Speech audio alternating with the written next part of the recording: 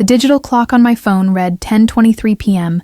as I hurried down the dimly lit streets of Boston, clutching my purse against the October chill.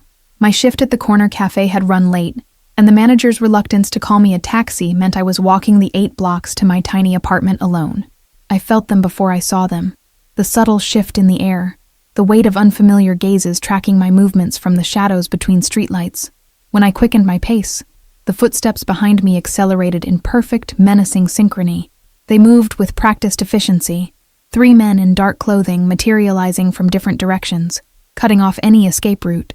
"Don't scream," the tallest one warned, pressing something hard against my side that I instinctively knew was an object. "My name is Charlotte Hayes. I'm 19 years old, and I never thought I'd be telling a story like this. If you're watching this now, please hit subscribe and leave a comment telling me where you're following from. It helps me feel less alone knowing others understand what I went through." The black SUV appeared silently at the curb, its engine barely a whisper in the deserted street. One moment I was walking home, the next I was being forced into the back seat, a cloth bag pulled roughly over my head as the vehicle accelerated smoothly into the night. "Please," I managed through the suffocating fabric. "My father's been dead for 2 years. Whatever he owed you, I don't have it." The only response was cruel laughter and a warning to keep quiet, unless I wanted things to get worse. Questions raced through my mind as we drove. How had they found me? What debts could my professor father have possibly accumulated? Why now, after all this time? The university had covered his funeral expenses when cancer took him, leaving me with nothing but student loans and fading memories. I tried to track our route through the bag, counting turns and estimating time, but disorientation set in quickly. When the vehicle finally stopped, rough hands dragged me out and across what felt like a concrete floor. "Charlotte Hayes," a new voice said, accented and cold as ice. "You look remarkably like your mother." The speaker stepped forward, a middle-aged man in an expensive suit that contrasted sharply with our industrial surroundings. They zip-tied my hands to a metal chair bolted to the floor, the plastic cutting painfully into my wrists. "Your father borrowed money from some very important people," the suit explained, pacing a slow circle around me. The number hit me like a physical blow. Impossible. Unimaginable. "That's insane," I whispered, my voice cracking with fear. "My father was a literature professor who drove a 15-year-old Volvo. He didn't have that kind of money." His smile never reached his eyes as he leaned down, his cologne suffocating in its intensity. "Then I suggest you start thinking about how you're going to be useful to us in other ways. We'll be making some calls tomorrow." They left me alone after that initial interrogation, secured to the chair in a corner of the warehouse with only the distant sounds of my captors for company. The building was cavernous, with high windows that let in slivers of moonlight, but offered no chance of escape. Hours passed in a haze of fear and disbelief. How could my quiet, bookish father have been involved with people like this? The man who'd read me poetry before bed and cried during sad movies seemed fundamentally incompatible with the kind of debt that got your daughter kidnapped. Morning arrived with harsh sunlight streaming through dirty windows and the suit returning with a phone. "Time to make some calls," he announced, scrolling through my contacts. "Who do you think values you most? That roommate of yours?" "They don't have money," I said quickly, panic rising at the thought of them being dragged into this nightmare. "Ethan's a graduate student and Melissa works at the same cafe I do. Please, there must be some mistake about my father." Melissa's sleepy voice answered on the 4th ring, confused by the early call. "Charlotte? Are you okay? You never came home last night," and the suit nodded to one of his men, who yanked my hair hard enough to make me cry out in pain. "Your friend owes us money," the suit interrupted smoothly. $2 million by tomorrow night, or you'll never see her again, at least not in one piece." He detailed the ransom drop location with the practiced ease of someone who'd done this many times before. Similar calls were made to Ethan and my academic advisor, each one more humiliating than the last, as I was forced to plead for help I knew they couldn't provide. The suit seemed to enjoy my distress, watching with the detached interest of a scientist observing a lab specimen. Throughout the day, I began noticing subtle patterns, guard rotations, the location of exits, moments when attention wavered. A slim chance at escape began forming in my mind, fueled by the certainty that no ransom would ever materialize. When night fell again, they moved me to a small office at the back of the warehouse, securing me to a different chair with a slightly longer restraint. One guard remained, seated by the door with his attention split between me and his phone. I feigned sleep until his vigilance relaxed, his scrolling becoming more engrossed, his posture slackening minutely. With excruciating slowness, I worked my wrists against the zip ties, using techniques I'd once seen in a self-defense class. Just as the restraint began to give way, the warehouse erupted in chaos. Gunfire and shouting echoed through the cavernous space, followed by the thunderous impact of what sounded like an explosion. My guard leapt to his feet, drawing his weapon and moving toward the door. I lunged for the small letter opener I'd spotted on the desk, slicing through the weakened zip tie in one desperate motion. The guard turned back just as I broke free, his eyes widening in surprise and anger. He raised his gun, but before he could fire, the office door burst inward. A tall figure stood silhouetted in the doorway, prepared for action. The stranger acted swiftly, and my would-be captor fell before he could pull his trigger. In the sudden silence that followed, all I could hear was my own ragged breathing and the distant sounds of combat. "Charlotte Hayes?" the man asked, holstering his weapon and stepping fully into the light. His voice carried authority wrapped in unexpected softness, like velvet over steel. His eyes, stormy blue-gray, assessed me with calculating efficiency. "Yes," I whispered, still clutching the letter opener like a lifeline. "How do you know my name?" My hand trembled as adrenaline surged through my system, making the room spin in nauseating circles around me. He moved with practiced grace, removing his suit jacket and draping it over my shoulders in one fluid motion. "My name is Dominic Frost," he said, producing a small knife to cut away the remnants of my restraints. "And I've been tracking the Petrov family for months." The warmth of his jacket enveloped me, carrying the scent of expensive cologne and something darker, gunpowder and danger. A shudder ran through me that had nothing to do with the cold, as I realized I'd traded one unknown situation for another. "Can you walk?" he asked, already guiding me toward the door with a hand at the small of my back. "My men have secured the perimeter, but we need to move quickly." The touch was steady, professional, yet electricity sparked where his fingers met my spine. We emerged into the warehouse's main space, now transformed into something from a war zone. Signs of a struggle were evident across the concrete floor, and the metallic scent of blood hung heavy in the air. Men in tactical gear nodded deferentially as Dominic passed. "Sir, the building is secure," reported a man with military short hair and a jagged scar across his jawline. "We found documentation in the office. Looks like they were planning to auction her off tomorrow if the ransom fell through." Dominic's expression darkened at this news, his jaw tightening with controlled fury. "Get everything back to headquarters for analysis. I want to know exactly how deep Petrov's operation goes, and who was on their buyer list." Outside, the night air hit my lungs like salvation, clean and cool after the warehouse's suffocating atmosphere. A sleek black Mercedes idled at the curb, its windows tinted to impenetrable darkness. Dominic opened the rear door, gesturing me inside with gentlemanly precision. "Why are you helping me?" I asked as he slid into the seat beside me, signaling the driver with a subtle nod. "Who are you, really?" The luxury interior of the car felt surreal after the warehouse's brutal simplicity, like stepping from a nightmare directly into a dream. Dominic studied me for a long moment, his expression unreadable in the dim interior lighting. "Let's just say your father and I had unfinished business," he finally answered, his words careful and measured. "And I don't appreciate the Petrov family poaching from my territory." I awoke to sunlight streaming through floor-to-ceiling windows, momentarily disoriented by silk sheets and a mattress that felt like floating on a cloud.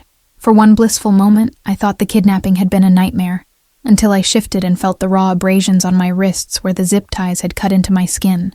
The room around me was the epitome of luxury, tasteful artwork on the walls, mahogany furniture that gleamed with careful polishing, and through the windows, manicured gardens that stretched toward distant iron gates.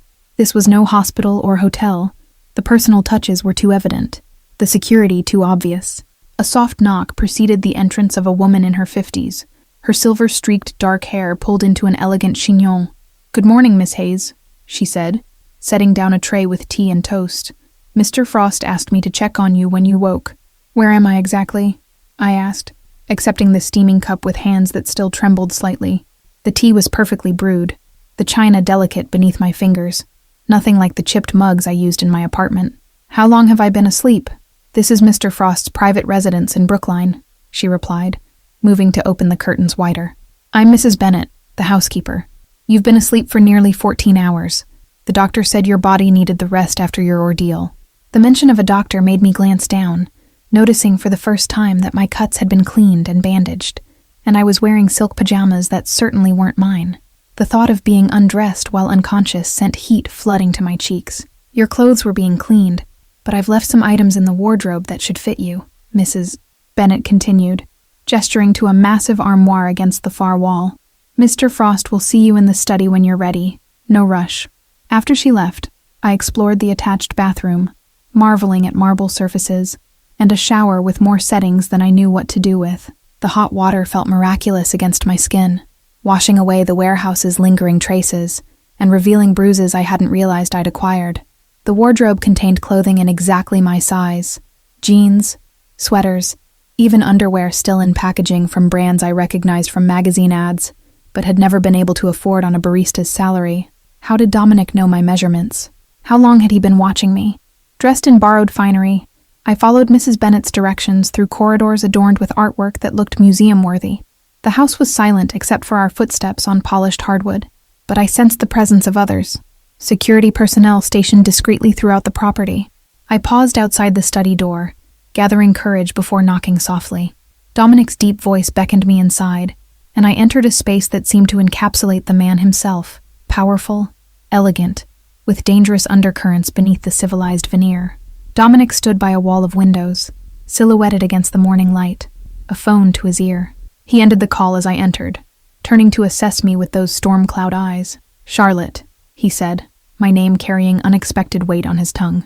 "How are you feeling?" "Confused," I answered honestly, remaining near the door while he gestured toward a leather armchair. "You know things about my father that I don't. You have men who execute military-style operations, and you're clearly wealthy enough to maintain what looks like a small army. Who are you really, Mr. Frost?" A small smile played at the corner of his mouth as he poured amber liquid from a crystal decanter into 2 glasses. "I told you. I build things. Create stability where there was none before," he said, offering me one of the glasses. "Your father understood the value of such arrangements." The whiskey burned a trail down my throat, warming me from the inside out. "My father was a literature professor who specialized in Russian poetry," I countered, setting the glass down with more force than necessary. "He graded papers on weekends and drove me to piano lessons in a car held together with duct tape."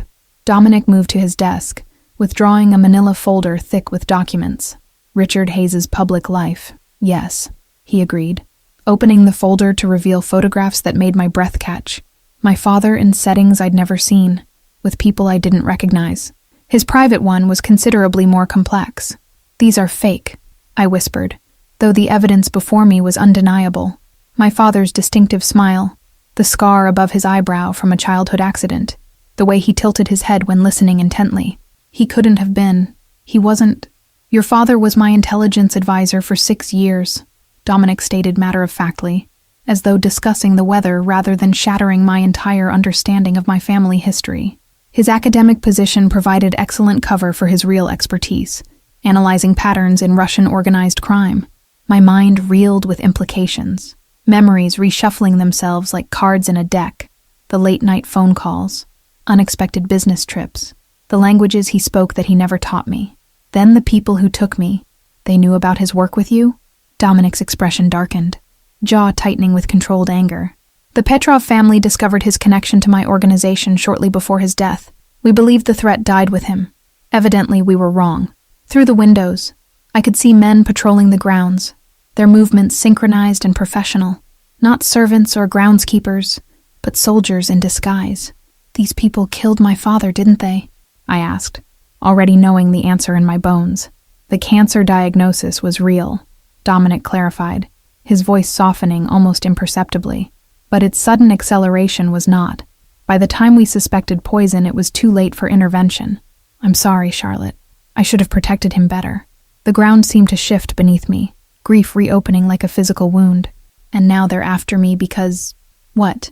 Revenge? Do they think I know something?" The room felt suddenly airless, the luxury suffocating rather than comforting. "Initially revenge, yes," he confirmed, moving closer with that fluid grace that seemed at odds with his powerful frame. "But now it's become something more complicated. You've seen their faces, their operation, and you're under my protection, which makes you valuable in ways you don't yet understand. His proximity sent electricity skittering across my skin despite my turmoil, his cologne teasing my senses. "What does that mean?" "Your protection," I asked, forcing myself to meet those intense eyes without flinching. "Am I a guest here or a prisoner?" Dominic considered me for a long moment, his expression unreadable. "That," he finally said, "depends entirely on what you decide to do with the truth I've just given you. You can't go back to your old life, Charlotte. That path is closed to you now." 3 weeks passed in Dominic's mansion, each day a strange blend of luxury and confinement. Mrs. Bennett taught me to navigate the massive house with its hidden rooms and security protocols, while armed men patrolled the perimeter with military precision. Dominic himself remained an enigma, sometimes absent for days on business I dared not ask about, other times appearing unexpectedly to join me for dinner, or offer books from his extensive library. Our conversations were carefully controlled dances around truth and intention. "You're different than I expected," he remarked one evening as we sat in the garden pavilion, the autumn air crisp around us. "Most people in your situation would be broken by now, crying, begging to leave, attempting escape. You're adapting." I traced the rim of my wineglass, considering his observation. "What choice do I have? My apartment's been cleared out. My job thinks I've moved cross-country. And according to Mrs. Bennett, there's a death certificate with my name on it, circulating through official channels." A ghost of a smile touched his lips as he refilled my glass with practiced precision. "A necessary precaution. The Petrovs believe you died in that warehouse fire. It's safer for everyone if that fiction remains intact." The evening light caught the silver at his temples, softening the hard edges of his features. At 27, Dominic carried himself with the weary authority of someone who'd seen too much, done too much, to maintain any illusions about the world. "You never talk about yourself," I observed, emboldened by wine and the strange intimacy that had developed between us. "You know everything about me, my favorite books, how I take my coffee, even which side of the bed I prefer, but you remain a complete mystery." Something flickered in those storm-gray eyes, surprise, perhaps, that I'd been watching him as carefully as he watched me. "What would you like to know, Charlotte?" he asked, my name a caress in his accented voice. "How did someone so young come to control?" I gestured vaguely at our surroundings, the mansion, the guards, the empire I'd glimpsed in fragments. "All of this? You can't be much older than me, yet everyone around here treats you like you're untouchable." Dominic was quiet for so long I thought he wouldn't answer. When he finally spoke, his voice carried the weight of confession. "My father built this organization from nothing. When he was murdered 3 years ago, I inherited his position, his enemies, and his unfinished business, including a debt to your father." The revelation stunned me into silence. This dangerous, powerful man felt he owed my father something. "Is that why you rescued me? To repay a debt to a dead man?" The thought sent an unexpected pain through my chest. "Initially," he admitted, reaching across the table to brush his fingers against the inside of my wrist, tracing the healing marks left by my captivity. "But now my reasons are considerably more complicated." His touch ignited something beneath my skin, a current of electricity that had nothing to do with gratitude and everything to do with the magnetic pull I'd been fighting since that first night. "Complicated how?" I whispered, heart thundering against my ribs. Dominic's eyes darkened as he leaned forward, close enough that I could feel the heat radiating from him. "I think you know exactly how, Charlotte," he murmured, and when his lips finally met mine, the kiss was both gentle and consuming, a claim and a question all at once. The ringing of Dominic's phone shattered our moment, reality crashing back with brutal efficiency. The transformation was immediate. The man who had kissed me with such unexpected tenderness vanished, replaced by the cold-eyed strategist who commanded an empire built on secrets and blood. "They've found us," he said after a terse conversation, already signaling to the security team that materialized from the shadows. "Petrov's men breached the outer perimeter. We need to move. Now." His hand closed around mine with possessive certainty. The next hours passed in a blur of controlled chaos. Dominic's men moving with practiced efficiency, gathering essential items, securing escape routes, preparing for confrontation. I watched in fascinated horror as the elegant mansion transformed into a fortress under siege. "How did they find us?" I asked, as Dominic guided me through a hidden passage beneath the library, his body a protective shield between me and whatever threats lurked ahead. "I thought they believed I was dead." His expression hardened, jaw tight with controlled fury. "Someone in my organization has betrayed us. The list of people who knew you were here was extremely short.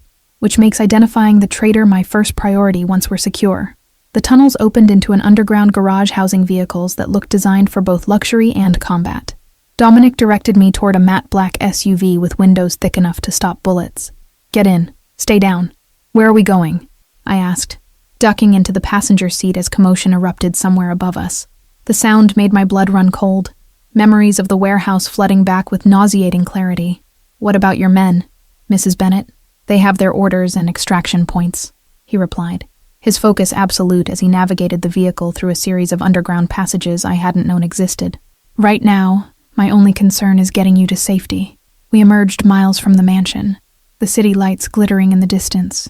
Dominic drove with silent intensity, checking mirrors frequently, taking routes so convoluted I lost all sense of direction. "Petrov wants more than revenge now," he finally said, breaking the tense silence. "What does he want?" I asked, though part of me already knew the answer.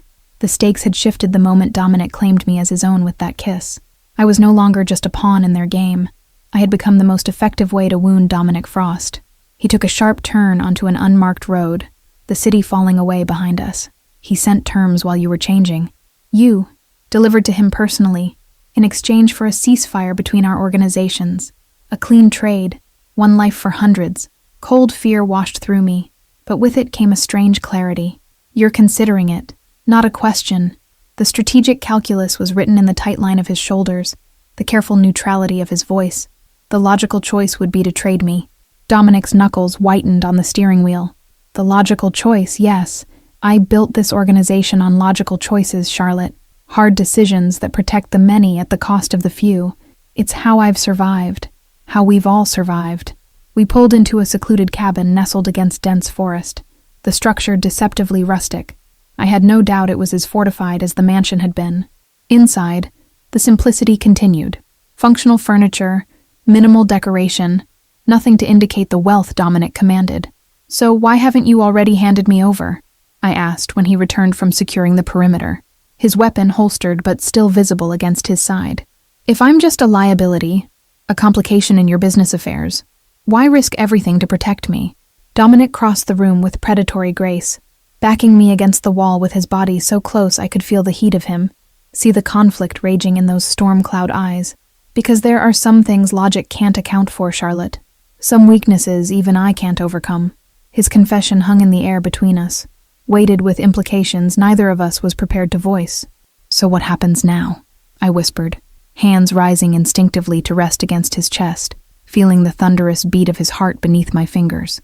"Now we end this," Dominic said, his voice carrying a finality that sent shivers down my spine. "Petrov has pushed too far, threatened what's mine. I won't allow it to continue." The possessive edge in his words should have frightened me. Instead, it ignited something primal and consuming. By dawn, the cabin hummed with activity, as Dominic's most trusted lieutenants arrived in waves, each bringing intelligence, weapons, and the kind of quiet competence that spoke of years navigating violence. I watched from the periphery, a witness to the machine Dominic commanded with such effortless authority. "You don't have to be here for this," he told me privately, his fingers tracing the curve of my cheek with unexpected tenderness. "I can have you taken somewhere remote, somewhere even I wouldn't know to find you. A new identity, a fresh start, away from all of this." The offer hung between us, tempting in its simplicity. I could walk away, become someone new, someone untouched by the darkness that had claimed my father and now threatened to consume me. The old Charlotte would have grabbed that lifeline without hesitation. "And if I don't want to leave?" I challenged, holding his gaze steady despite the dangerous heat building between us. "If I choose to stay, knowing exactly what you are, what this life means." Something shifted in his expression. Surprise, followed by a possessive hunger that made my breath catch. "Then you accept everything that comes with it. The danger, the necessary violence, the fact that once you're truly mine, Charlotte, I will never let you go." His words should have sounded like a threat. Instead, they felt like a promise, an anchor in the chaos my life had become. "I've spent 19 years playing by the rules, Dominic. Where did it get me? A dead-end job, crushing student debt, and eventually kidnapped by the same people who killed my father. The plan came together with military precision, a calculated trap using me as willing bait. Dominic's forces positioned strategically throughout the designated meeting point. I memorized my role with the same determination I'd once applied to final exams, understanding that lives depended on my performance. Petrov arrived with an entourage of guards, his cold eyes assessing me with the clinical detachment of someone appraising merchandise. So Frost's pet has decided to save his organization at the cost of her own life. How unexpectedly noble. I smiled, channeling the confidence I'd watched Dominic wield like a weapon. Actually, I've decided to save myself at the cost of yours. The signal was subtle, a shifted weight, a glance toward the shadows, but it triggered Dominic's trap with devastating efficiency. What followed was controlled chaos, gunfire, shouts, the precise violence of Dominic's men as they executed the ambush we'd planned together. Through it all, I remained still, protected by the bulletproof vest concealed beneath my clothes, watching as Petrov's empire crumbled around him. When it ended, Dominic stood over Petrov's kneeling form, the man who'd orchestrated my kidnapping, my father's death, and countless other atrocities. "Charlotte," Dominic called softly, never taking his eyes off his captive. "This belongs to you. Your decision." I crossed the warehouse floor, taking the offered object with steady hands. Petrov's eyes widened in genuine fear as I focused with the intensity Dominic had taught me during our preparations. "My father was a good man," I told him quietly. "He deserved a better death than the one you gave him." The sound echoed through the cavernous space, a period at the end of a chapter I hadn't known I was writing. In that moment, Charlotte Hayes, the barista, the scholarship student, the girl who played by rules established by others, ceased to exist entirely. 3 months later, I stood in Dominic's, our penthouse overlooking the Boston skyline, dressed in couture that no longer felt foreign against my skin. The woman reflected in the mirror was both familiar and unrecognizable. Harder eyes, confident posture, the quiet authority that came from standing at Dominic's side as his equal, his partner in all things. Thank you for following my story. If you're enjoying it, don't forget to like, subscribe, and share this video, as your support is so important for me to continue here.